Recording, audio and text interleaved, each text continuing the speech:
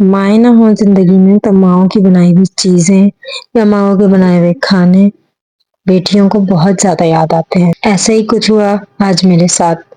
मैंने सोचा पकाना तो है ही, तो कुछ अम्मी के स्टाइल में पका लिया जाए। बहुत ही आसान और बहुत ही मज़ेदार सी ये रेसिपी झटपट बन जाएगी। बस पालक काटने की देर है और ये रेसिपी तैयार है। कुछ भी नहीं करना है इस रेसिपी में।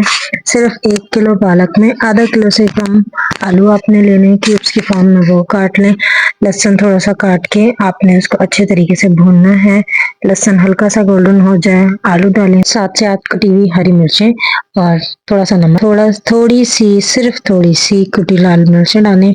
उसके बाद आप इसमें पालक ऐड कर दें। पालक का पानी अच्छे तरीके से खुश्क हो जाएगा। 15 मिनट इसका ढक्कन ढक के पकाएं और 15 मिनट बाद इसका पानी काफ़ी हद तक के खुश्क हो। 15 मिनट के बाद जो पानी थोड़ा बहुत रह गया है, वो तेज़ आँच पे आपने उसको खुश्क कर लेना है। जब वो पानी खुश्क हो जाए तो आपके ये पालक आलू तैयार है। अब ये मज़ेदार से पालक आलू गरमा-गरम चपाती के साथ सर्व करें। दिन की बेहतरीन सी ये ग़िज़ा अपने घर के खानों में ज़रूर शामिल करें।